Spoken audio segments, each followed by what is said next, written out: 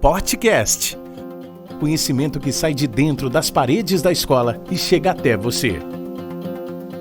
Hoje os alunos Cauã e Antônio Estati conversam com Rafael Antunes sobre fé e razão.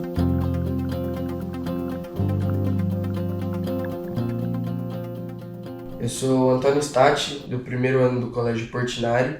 Eu sou Cauã Miller Teodoro, do primeiro ano do Colégio Portinari. A gente queria falar um pouco com você sobre fé e razão. Ótimo. E a gente pegou um filósofo, o Santo Agostinho. O que ele diz sobre fé e razão? Começar tranquilo, né? Nem tô querendo quebrar o professor, não. Vamos lá. Nosso Santo Agostinho é muito legal. Filósofo referência. Gente, assim, a primeira coisa que eu acho importante deixar claro é que eu tenho o meu viés religioso, cada um tem o seu, mas vocês me convidaram para fazer uma discussão sobre fé e razão usando a filosofia.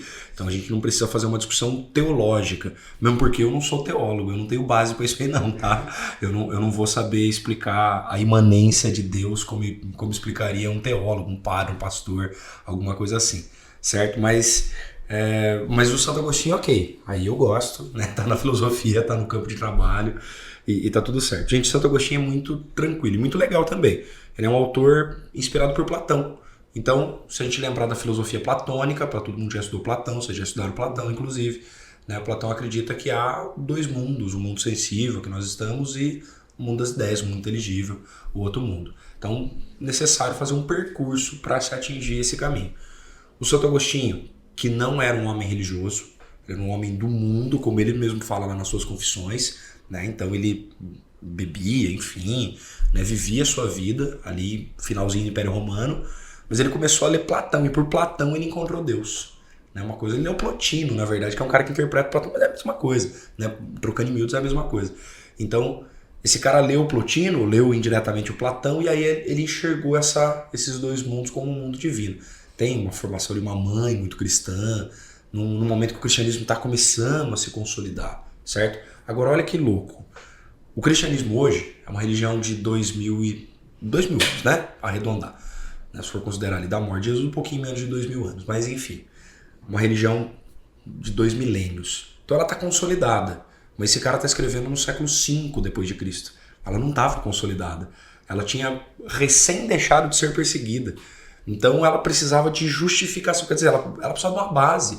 Qualquer coisa precisa de uma base, né? Você vai praticar o esporte lá, você precisa aprender o básico para daí seguir o esporte. Então a mesma coisa. E ele quis dar essa base filosófica, como vários outros já vinham tentando, para a religião.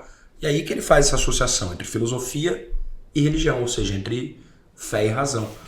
Como? Pô, eu preciso... Aí é simples, é a frase de Santo Agostinho. É preciso crer para entender. Deus vem primeiro, a razão vem depois.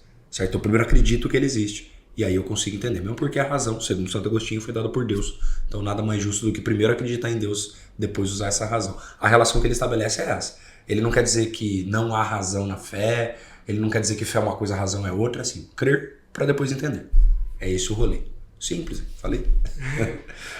Como a fé e a razão se relacionam na sua vida diária? Puxa, eu não sei, vocês tinham me mostrado, né, um pouco do que vocês estavam perguntando, e eu não sei se eu sei responder exatamente essa questão, Cauã.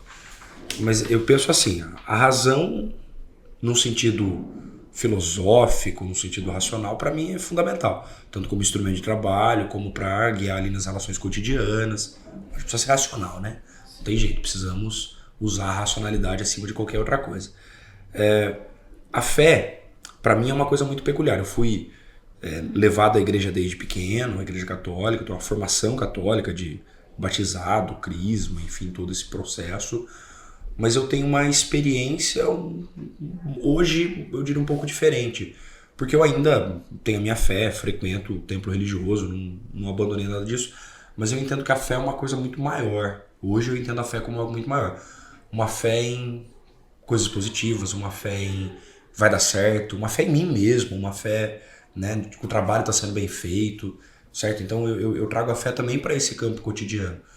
Mas eu nunca paro para pensar assim, numa relação entre o que é racional, o que é divino nesse rolê, certo? Acho que a gente pode... Eu prefiro ficar com o Deus de Spinoza. O Spinoza, filósofo, final da Idade Média, que vai falar pra gente que Deus é a natureza, Deus sive natura, Deus ou a natureza. Então é um Deus que está em tudo, é um Deus onipresente, é um Deus que está presente em todas as relações humanas, que está presente nos seres humanos, que está presente no universo que nos rodeia. Então é isso, eu gosto dessa perspectiva, independentemente da crença religiosa, certo? Do meu catolicismo, do espiritismo do outro, do evangélico pentecostal do outro. É legal perceber que as crenças elas vão conversando, né? Elas vão dialogando e elas falam sobre a mesma coisa, né? É isso. Qual é o papel da fé e da razão na formação moral do indivíduo? É uma discussão muito legal, cara. Eu acho uma discussão muito legal. Vai ficar só falando de pensador, né? Mas aqui vai vir umas ideias na cabeça, né? Então, tem uma pensadora muito legal que se chama Karen Armstrong. Tem vários livros sobre o pensamento religioso, sobre a religião. E ela defende... Eu não lembro a nacionalidade dela agora. Eu acho que ela é israelense, mas não tenho certeza. Ela defende que sem a fé, a moralidade não seria o que ela é.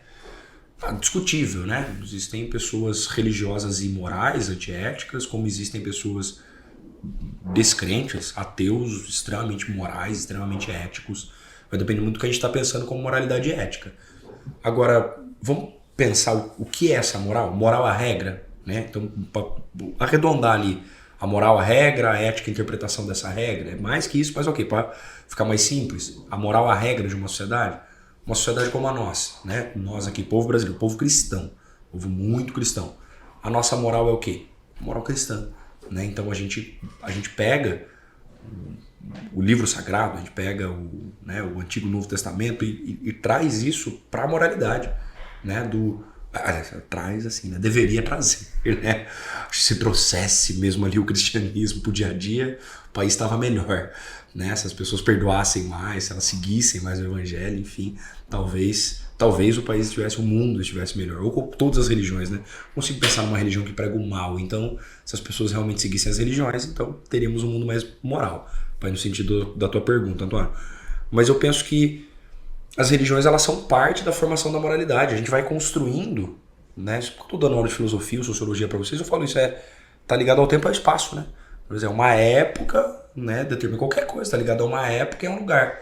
Então, o certo e o errado também. O nosso certo hoje talvez não fosse o certo dos nossos bisavós, né? Então, ou talvez não será o certo das gerações futuras. Eu não lembro se eu comentei isso com vocês em aula, mas enfim, vale para entrevista. Eu vindo para a escola um dia de moto e vi um adesivo num carro escrito: o certo nunca muda. A primeira reação foi de, que adesivo, né? Pensei, que legal é isso, né? A gente tem que pensar em pessoas corretas, em agir corretamente, independentemente de época. Mas aí depois eu fiquei pensando, falei, não, acho que deu vontade de arrancar o adesivo do cara, porque o certo muda sim, né? Porque é um certo de uma época, um certo de outra. Eu não sei que certo que ele tá defendendo. A depender do certo que aquele cara estiver defendendo, ele é muito errado hoje, né? Sim. Tudo bem? Então é isso. E aí a religião, ela tá nessa construção da moralidade, a fé tá nessa moralidade. Cada sociedade vai ter uma moral ligada muito à sua religião.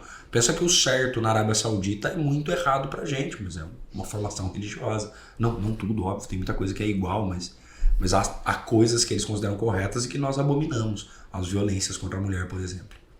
Bora. Como lidar com conflitos entre a razão e a fé em questões éticas e morais? Queria saber também, cara. Queria saber essa, cara. A gente lidar com conflito não é simples, né? E o conflito não precisa ser visto só como algo negativo. Quer dizer, vamos tirar da esfera da fé. Um conflito, vocês começam a discutir aí quem vai fazer a primeira pergunta e fala, a sua pergunta é ruim, não a sua que é, mas eu podia melhorar a sua assim, a sua nem percebeu, mas um melhorou a pergunta do outro. Num exemplo absurdo, as perguntas estão todas ótimas, óbvio. Mas enfim, o conflito não é ruim. É isso. O conflito não necessariamente é ruim. O problema é a intolerância, o problema é as pessoas não respeitarem o outro, né? Então o conflito virar uma coisa gigantesca, tomar uma dimensão desproporcional, virar guerra, virar intolerância. Quando a gente pensa... Repete o finalzinho da pergunta, por favor, Cauã. No sentido da ética e da moral, é isso? Em questões éticas e morais. Em questões éticas e morais.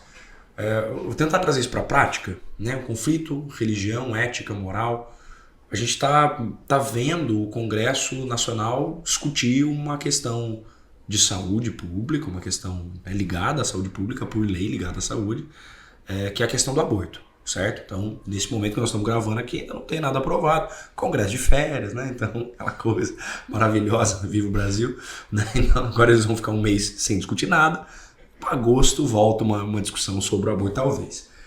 E essa discussão, ela é uma discussão ligada à moralidade. Ela tá ligada à ética, ela tá ligada à moralidade, mas ela é principalmente uma questão de saúde pública. Tá sendo tratado como uma questão de saúde pública? Não. Tá sendo visto fundamentalmente sob um ponto de vista religioso e, portanto, moral, certo? E eu sei que não é essa a pergunta, mas assim, é só para exemplificar. É um dilema, é dificílimo. Como eu vou convencer um padre, um pastor, uma pastora, uma freira, enfim, um líder religioso de que é uma discussão de saúde pública? Porque sob o viés religioso não é. Sob o viés religioso é uma discussão de valores morais religiosos, né, de ser a favor da vida. Embora eu confesso que fui buscar os argumentos usados por líderes religiosos nessa discussão especificamente. Muitos usam o argumento de não está na Bíblia. Eu não consegui. Confesso que eu não consegui encontrar a relação que eles estabelecem. Alguns citar Jeremias, não sei o que lá, tal. Né? Não sei, não li e vi coisas como, por exemplo, diz Deus dizendo: te acompanho desde o ventre de seus pais mesmo. Né? Isso é uma coisa, o que está sendo discutido é outra. Né? Enfim, em todo caso, é difícil para as pessoas dissociarem. Né? É difícil desligar a esfera do religioso em qualquer discussão. Porque as pessoas que são religiosas, elas vão trazer. E não é um problema só do religioso. É uma questão que está ligada a todo mundo. Né? O time de futebol, não lembro para que time vocês torcem. Você é pro Santos, você é pro Palmeiras, né? Não? Errei? Você é São Paulino, puxa vida. Você é um bom torcedor e eu querendo que você torcesse pro time da Série B. Não, parem. Mas vamos lá. Mas o Toyó é o palmeirense, tá? Numa discussão sobre futebol, é fácil pro palmeirense reconhecer que um time do São Paulo em um determinado momento histórico foi melhor? Ou é fácil pro São Paulino reconhecer o trabalho do Abel lá no Palmeiras? Putz, se olhar tudo que o cara ganhou, é difícil falar que ele é ruim, né? Mas ok, a gente vai achar defeito, a gente vai falar ele é chato, né? A gente vai falar, os xenofóbicos vão falar ele é português, né? E daí que ele é português?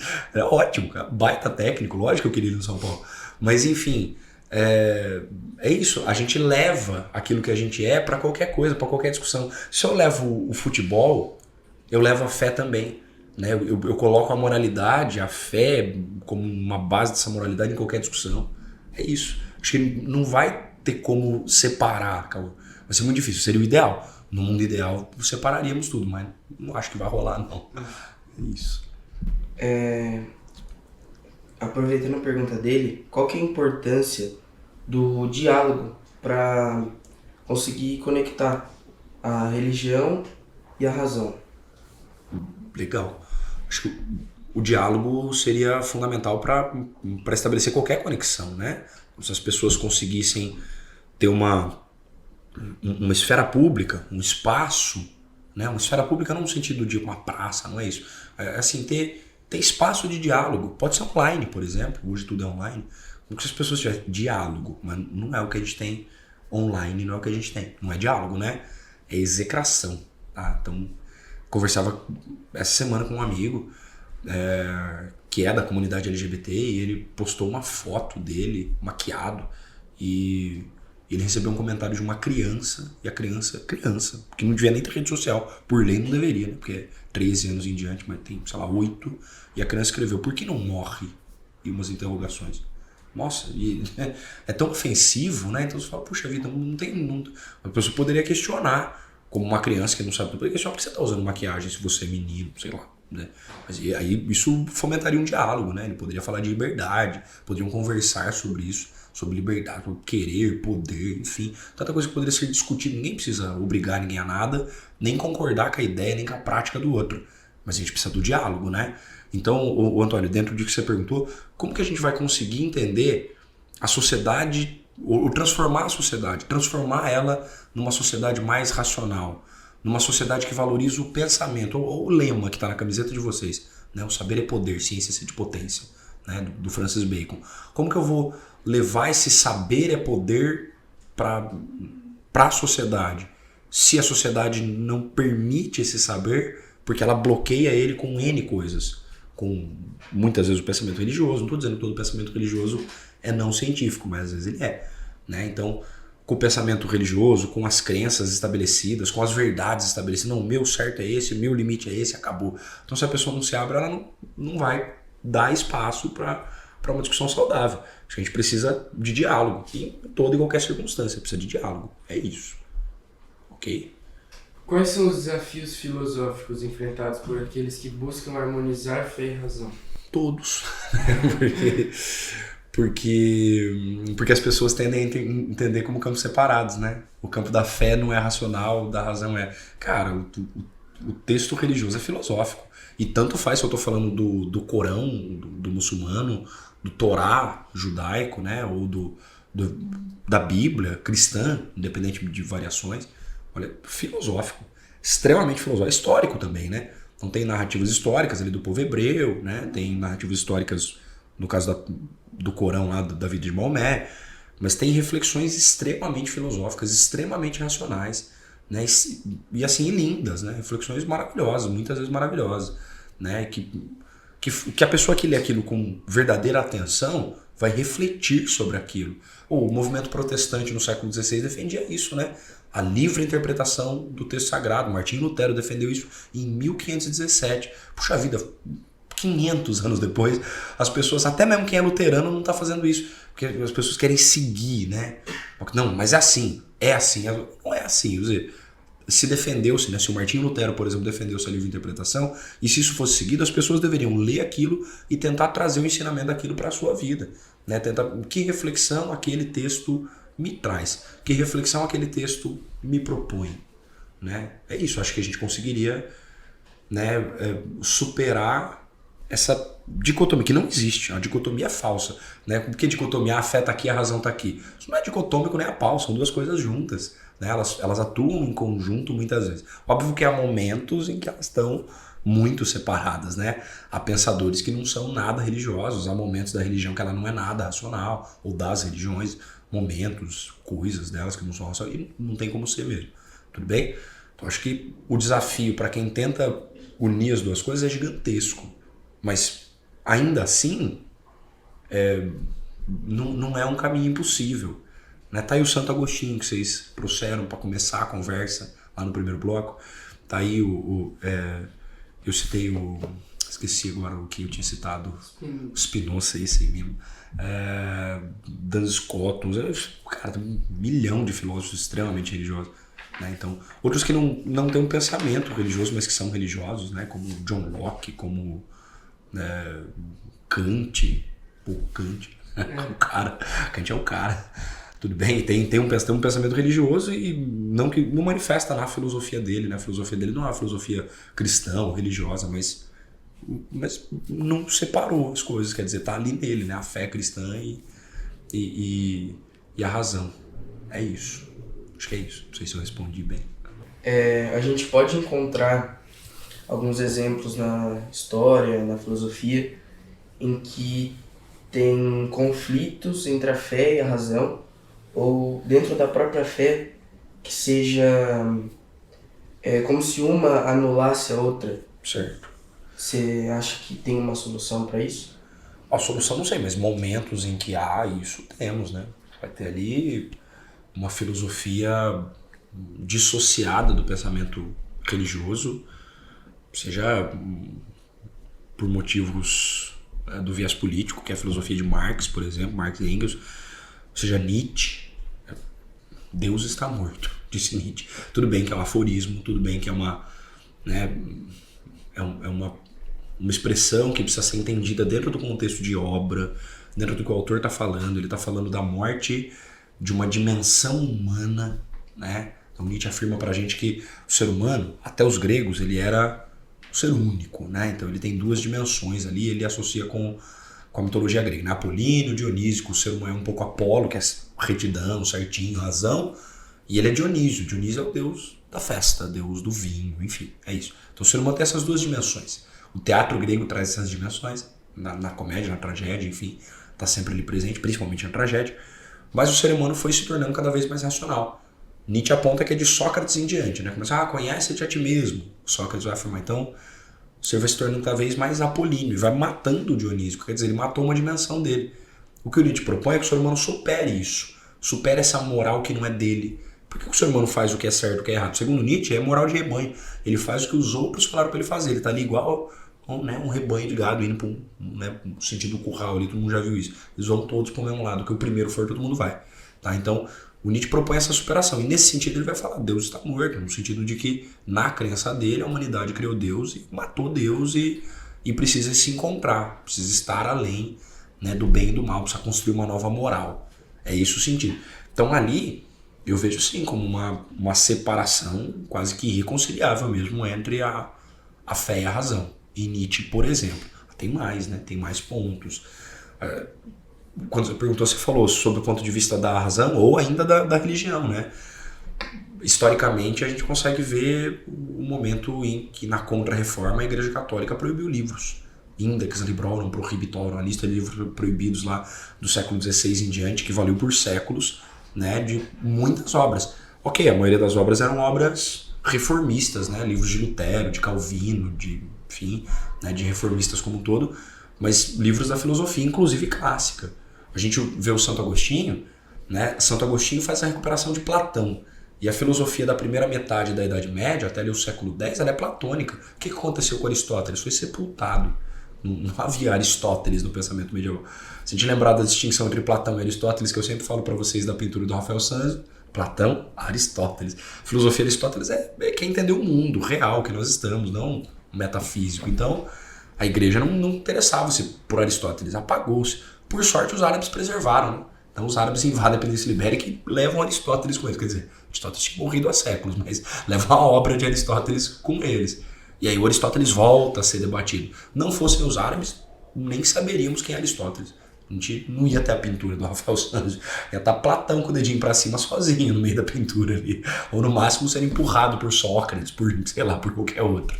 Tá? Não teria como. Não tem si, eu sei, mas enfim, né? Graças aos árabes nós temos essa possibilidade. Então veja só, a religião ela também já bloqueou o pensamento racional em momentos passados. Hoje, Antônio, eu não consigo ver isso. Eu não consigo ver essa separação radical entre duas esferas. Mesmo porque o pensamento religioso tem que ser racional. O pensamento racional, mesmo quando ele não é religioso, ele tem que demonstrar um entendimento de uma sociedade que é. Quer dizer, tem um conceito que é do Antônio Gramsci, mas eu não vou lembrar a expressão que ele usa. Agora, Antônio Gramsci é um pensador italiano do século XX. Bom, enfim, resumir, desculpa, eu não vou conseguir lembrar a palavra, o termo, que ele usa um termo diferente, mas ele afirma que nada pode ser visto isolado, né? Então, naquele momento ali de século XX, revolucionários querendo tomar o poder, ele fala, cara, vocês estão olhando só para a política, vocês estão olhando ou só para a economia. O trabalhador não é um acessório da economia. O trabalhador é uma pessoa que tem uma fé, que tem uma família, que tem um hábito de vida, um esporte que ele pratica ou que ele gosta. Ele é um ser amplo. Então a gente precisa entender isso também, precisa olhar para essa, embora eu não tenha lembrado do conceito, precisa olhar para esse conceito do Gramsci aí, que é o ser humano é mais amplo. Beleza? Acho que é isso, Antônio. E aí, calma. Continuando essa mesma pergunta que ele fez, existem limites para o conhecimento humano que a razão não pode transcender e a fé pode explicá-los? Hoje pela manhã, hoje que, né, o programa é atemporal, né? O programa não é datado, ele não vai ao ar hoje, mas hoje é 28 de junho. Hoje pela manhã eu vi uma matéria, não lembro exatamente, eu acho que no UOL, o que acontece com o nosso cérebro quando estamos rezando. E aí eu sabia que eu ia conversar com vocês sobre esse assunto, por favor, vou clicar lá. Né? Cliquei e estava dando uma olhada na matéria, a matéria ainda, né, estudo preliminar, então não tem nada muito aprofundado. Mas a gente consegue entender o cérebro, bem pouquinho ainda, né? Neurociência é uma ciência em crescimento, já tem séculos de estudo para a neurociência, para entender essa coisa maravilhosa que é o cérebro. Quer dizer, acho que a gente não tem 10% de compreensão do que ele é ainda, de como ele funciona de fato, está avançando, né? E a gente consegue, a partir de impulso elétrico, de observação, enfim, toda uma aparelhagem técnica, a gente consegue olhar para o cérebro, certo? E ver como ele está trabalhando. Então, os cientistas fazem isso, o cara para dormir, né, durante o sono, atividade no sono, mapeiam o cérebro de pessoas, sei lá, o cara que é dependente químico, o que está acontecendo no cérebro dele no momento da abstinência da droga, o que o remédio faz. Ciência é extremamente importante, inclusive para a cura, né, de um monte de coisa, né, de problemas físicos ou não, né, problemas psicológicos, inclusive, precisa ser entendido, tem que entender a relação neuronal ali, o que está acontecendo, os impulsos, como funciona e tal. Mas é muito interessante que alguém do campo da razão, do campo da ciência, vamos colocar assim, tenha falado, vamos pôr alguém para rezar e ver o que está acontecendo no cérebro. E a que conclusão que se chega? Não se chega. Chega à conclusão que a oração acalma, fato, né? Você concentra ali numa oração, independentemente de qual fé. Tem algumas que levam isso para um patamar maior, né? Budista, né? O budista faz a meditação, o cara desliga o organismo, né? É uma coisa muito louca. Mas uma coisa que eu ainda não consegui entender, esses protestos de monges budistas no norte do Vietnã e outras regiões asiáticas ali nos anos 60 e 70, que autoimolavam-se. Os caras chegavam, o cara sentava, meditava, começava a meditar, alguém jogava gasolina nele e atirava fogo, o cara caía morto pro lado. Era um ato radical, mas de protesto contra a perseguição à religião deles. Agora o cara não saiu correndo, né? Ele não levantou e saiu. Porque você encosta a mão, queimei a mão. Você encosta a mão no negócio quente, você já tira correndo. Você imagina a gasolina no corpo, um ato desesperado. A pessoa não mexeu. O cara fica ali até o fim da vida dele, literalmente. Quer dizer, ele não tá ali, né? Se eu for pensar assim, de uma maneira transcendental, religiosa, eu falei, esse cara não tá ali, cara. De alguma forma ele saiu desse corpo, né? De alguma forma ele desligou completamente. E isso, a razão não dá conta de explicar, né? Como que a gente vai explicar um trem desse racionalmente? Não tem uma explicação racional. Não existe. Ele é imune à dor. Quem desse tanto? Nem o Homem de Ferro, sei lá, muito menos ele, porque esse não tem superpoder, né? Ele só usa a armadura. Mas enfim, nenhum herói que tenha superpoder é imune à dor. Então, e óbvio que eles são fictícios. Mas enfim, é isso. É difícil para a razão compreender a fé. O contrário, não sei se é tão difícil. Eu acho que pela fé se compreende muito da razão. Mas a razão, às vezes, ela não consegue entrar, porque como que a gente faz ciência, né? O método científico que vai sendo construído ali do século XIV em diante, ele é fundamentalmente empírico. Indutivo, dedutivo, tanto faz, mas né? O que acontece se eu chacoalhar a caneca d'água? Eu chacoalho e vejo, né? Isso é o método científico. O que acontece quando eu oro? Então, não tem um sentido tão prático, né? Mas é sensacional pensar sobre isso, é sensacional que pessoas se dediquem a pensar sobre isso, né? O que está acontecendo no cérebro de alguém que está rezando, né? Para qualquer religião, para qualquer oração. Alguma coisa está acontecendo. Há um relaxamento, há um desligamento desse mundo, há outras atividades. Aí a questão hormonal, né? Precisa ser medida, ser entendida, mas os hormônios ligados ao relaxamento, a sensação de prazer, que vocês entendem melhor que eu dos hormônios, dos nomes deles, mas enfim, né? Esses hormônios se manifestam. É interessante isso, né? É muito interessante. Tem um estudo super antigo feito lá nos Estados Unidos, um pouco polêmico até, né? O sangue não vai provar muita coisa, mas os caras pegaram igrejas batistas naqueles momentos de celebração. As igrejas batistas são igrejas negras nos Estados Unidos. Tá aquele momento de cantoria, de euforia, né? Onde os batistas falam, é o momento que Deus está presente, e tirava sangue das pessoas e mediam, né, hormônio, mediam tudo isso, e tá tudo estourando. A pessoa tá eufórica, né? Ela tá cantando, ela tá pulando, ela tá mas ainda assim, né, os hormônios ligados à felicidade, ao prazer, estavam em níveis que nem a droga leva. Então é sensacional isso também, entender que a gente vai tentar racionalmente entender o fenômeno religioso, mas ele ainda tem um mistério que não vai ser compreendido. Ou pelo menos por enquanto não foi. Quais são as implicações éticas de privilegiar a fé sobre a razão ou vice-versa em diferentes contextos sociais? Eu acho que a gente discutiu ali um pouco aquela questão do aborto, por exemplo. Eu olhar ele sob o ponto de vista religioso não me permite ver o ponto de vista científico, social. Sob o ponto de vista social, a discussão é outra, né? Então, quem são as pessoas que legalmente usufruem do direito do aborto no Brasil? São 3 casos. E um deles, que é o mais polêmico de toda a lei, são as pessoas vítimas de estupro, né? Então, a proposta de lei puniria as pessoas que abortassem mais fortemente do que o estuprador, com mais tempo de prisão, né? E quase que equipara os crimes, né? O que é errado, óbvio. Então a discussão está muito rasa por enquanto, ela tem que aprofundar-se. Por que ela está rasa? Porque há um véu religioso cobrindo essa discussão, né? E eu entendo, a sociedade brasileira é religiosa, o Congresso brasileiro, que é reflexo da sociedade, é religioso, então vai ser difícil separar as duas coisas, mas necessário. A gente não precisa de dramatizações no Senado de pessoas, né, representando um feto, a gente precisa de ciência, a gente precisa de pessoas com debate racional dos dois lados, né? De quem é a favor, de quem é contra, mas assim, ó, eu, professor da USP, sou favorável, eu, professor da UFRJ, sou contrário. Olha, ó. E não tô dizendo que só os professores universitários têm lugar de fala nessa discussão, mas pensamento racional acima de tudo, né? Porque é uma discussão que envolve a nação toda, e a nação, a gente está querendo ou não, o nosso país, constitucionalmente falando, é laico, né? Então ele não pode privilegiar uma visão religiosa na construção de nada, né? A gente tem que ter uma pluralidade de ideias, a troca de ideia para construir as coisas. Acho que é perigoso, Antônio. Para sintetizar a resposta é isso, é perigoso privilegiar um ponto de vista de uma religião ou de um viés religioso em qualquer discussão. Eu também queria aproveitar essa pergunta, que, como você explicou, o nosso conceito de ética vem de uma formação cristã, religiosa. Como que faria para separar essas duas coisas, fazendo parte da nossa criação? Sabe quando você joga videogame e tem um botãozinho restart?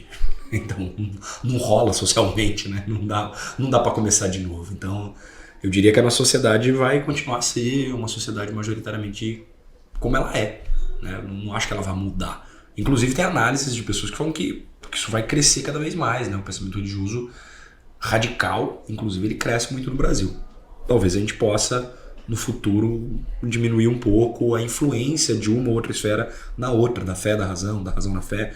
Mas não sei, Antônio, acho que não muda não, cara. Acho que a gente tem que aprender a lidar socialmente com isso. Mostrar para as pessoas, ok, a fé é maravilhosa, siga, é ótimo, te faz bem, mas você não pode usar ela como um instrumento que traz a única verdade. É isso. Para mim é isso. Fechou? É isso, então. Muito obrigado, professor, por aceitar o convite aí. Imagina, agradeço vocês dois, a Bianca e o Arthur, que também fazem parte do grupo, que também falaram comigo, convidaram. Pauta ótimo, conversa ótima, valeu.